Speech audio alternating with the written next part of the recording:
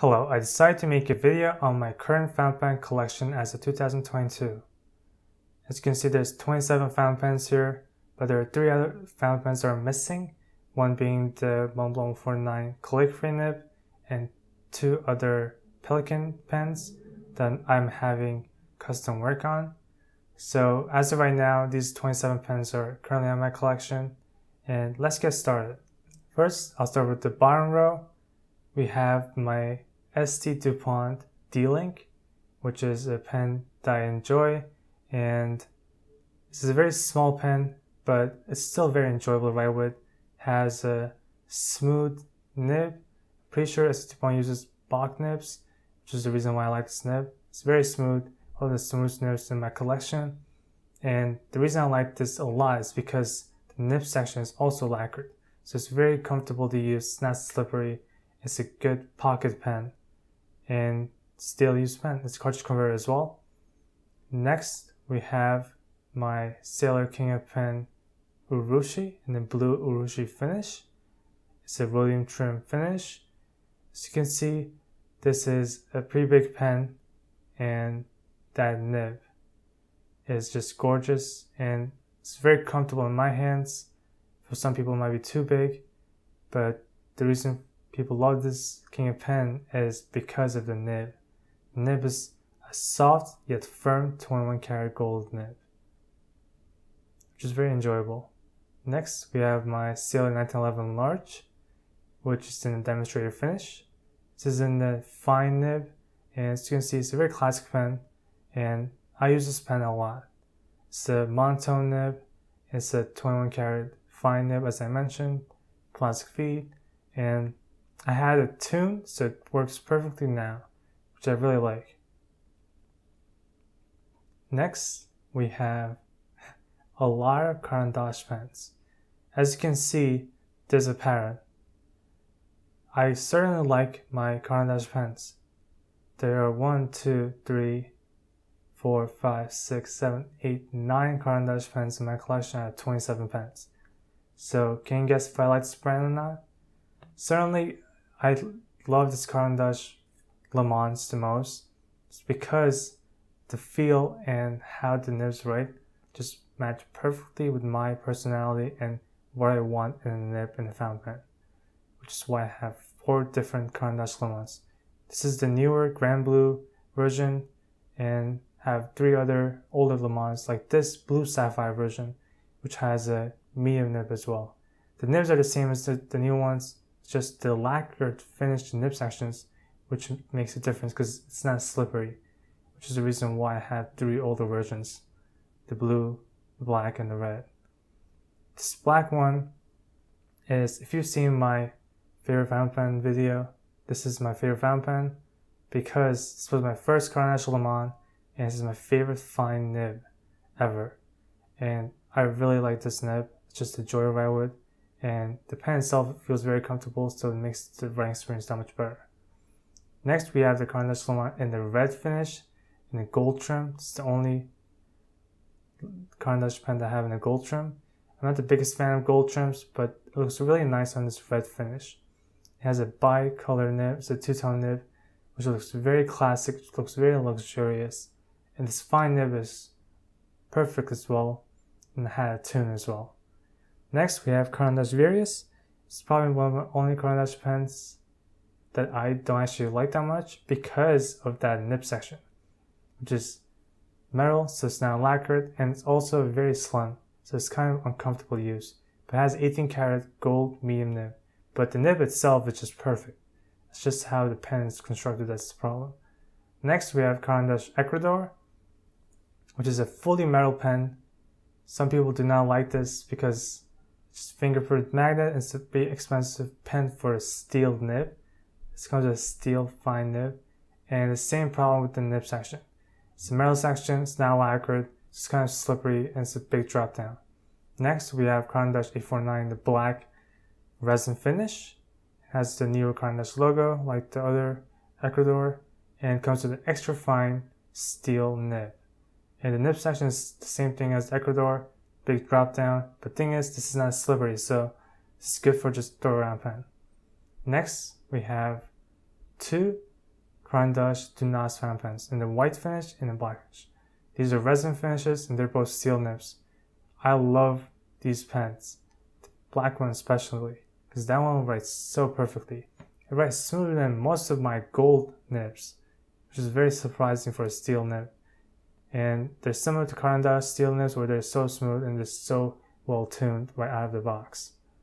Next, we have my Lamy Safari.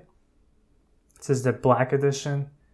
I don't usually use this pen, but you see this in my videos where I use it as a comparison because most people know the size of the Lamy Safaris. And next, I have my Lamy Lux. I use this pen a lot. This is my carry around, my throw around pen that I always have with me, and this is very reliable, and I've had this for years now, and this is perfect for me.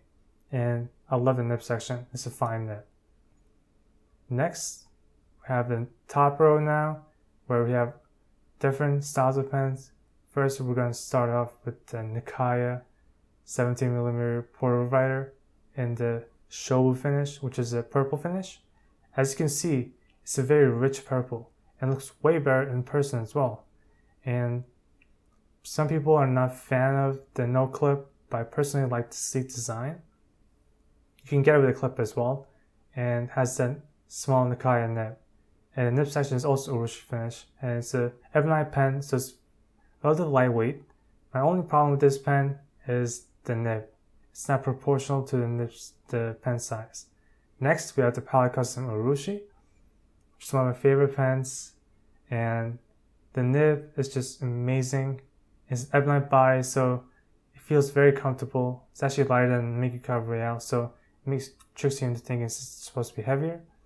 But the number 30 size fine medium nib is one of my favorite nibs in my collection, and I use this pen very often. And feels very comfortable, as I mentioned, because of the ebonite body, and it's a comfortable pen to use with. Next, we have my Pelikan 823 in a demonstrator finish with a FA nib. I had a fine nib as well, and I have sold that since. This is a FA nib, and it feels very comfortable. It's a modern flex nib. It's a hard flex, just so you guys know. But if you want a soft flex, you should go with the number 10 size. Next, we have my Pilot Vanishing Point Link Black, or Black Link, whichever you want to call it. And it has the guilloche pattern. It's my only Pilot Vanishing Point in my collection, and because this is the only one I need. And it's just a very nice pen. It's a quick note-taking pen that I use sometimes, but when I'm at home, I usually don't use my Pilot Vanishing Point at all because there's no use for it. But when I'm outside and whatnot, it's a good use. Next, I have my Pelikan 1005 Stresemann with a fine nib. It's a classic pen, and the reason I'm not a big fan of the finish, but I love the nib. The nib I had tuned to make it even better for my taste, and it's a perfect nib for me. I love the big nib. It's a very bouncy and soft nib, and feels really comfortable in my hands because of the brass piston, which makes the pen balanced. Next is the Pelikan M805, in the blue dunes finish with a fine nib as well. I use this pen a lot. It's one of my very used pens in my collection.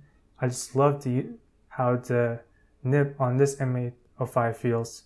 It's just great for me and feels really comfortable. It's the perfect size for my hands as well, and might be more comfortable for most people because of the size compared to M1005. Next, we have the Montblanc 149.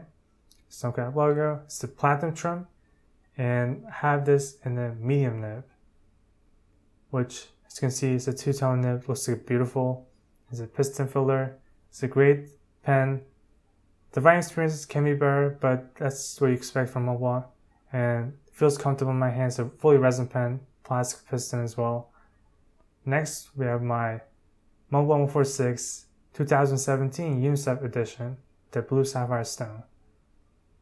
This is a great looking pen. It's also in a platinum trim and two-tone nib, and it's a good size for most people, and I enjoy this nib. It's a reliable nib, like I mentioned with the 149.